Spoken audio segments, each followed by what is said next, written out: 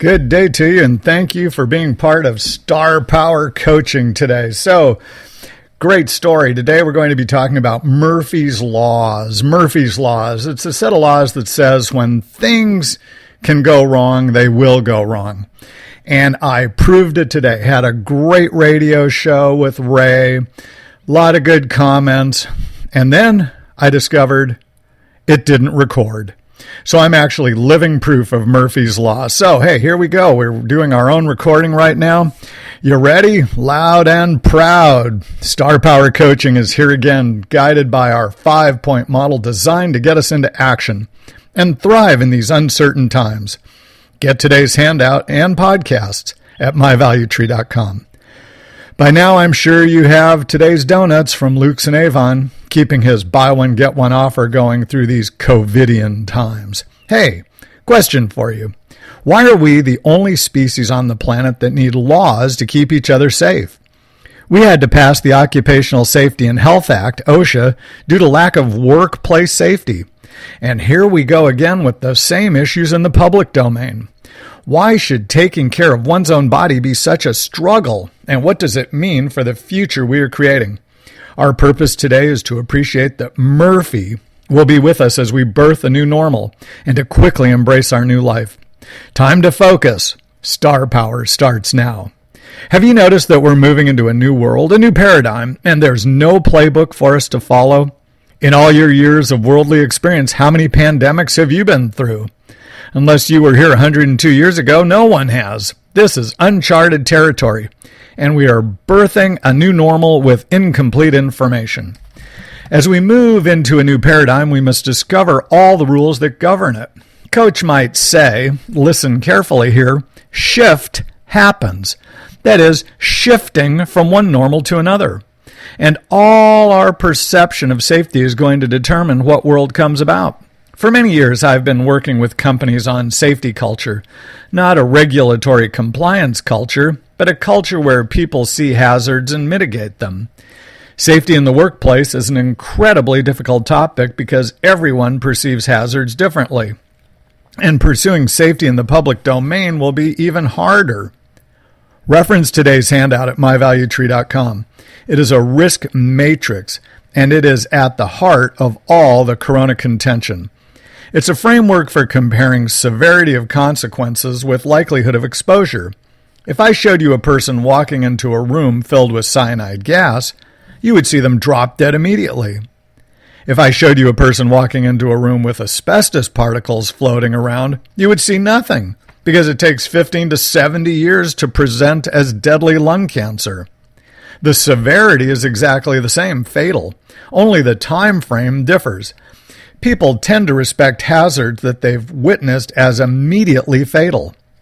Likelihood of exposure ranges from highly unlikely to highly likely. Risk, therefore, is dealing with exposure to hazards, or probabilities, if you will. We are seeing confusion in people because COVID-19 has a whole spectrum of how it presents, from flu-like to death. And exposure is equally confusing, from very unlikely to very likely, especially if you're within 6 feet and no mask.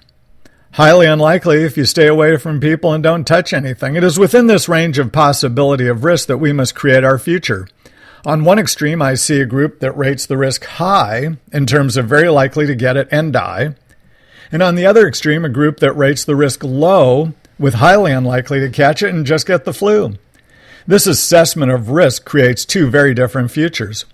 While I tend to take the risk high, my concern is that for many people, their desire for normalcy will bias their perspective on risk too low. Regardless, two distinct futures are soon to be crafted, and this is all new territory. While we are busy building a new normal, let's prepare by reviewing some of Murphy's Laws. Never heard of Murphy's Laws? It comes from combat operations, and it's the idea if something can go wrong, it will go wrong. Some evidence points to its origins at the Jet Propulsion Lab at Edwards Air Force Base in California, 1949. Captain Ed Murphy, a development engineer frustrated with a technician's work, remarked, "If there is any way to do it wrong, he will." To date, there are 113 such laws, and I've made a selection using our Star Power model for 5 lessons. Ready? Murphy. No plan ever survives initial contact, and there is no such thing as a perfect plan. Lesson: accept the fact that things will go wrong and stay adaptable. Murphy. The easy way is always mind. Lesson 2. Don't get suckered by people touting easy solutions. Murphy. If it's stupid and works, it isn't stupid.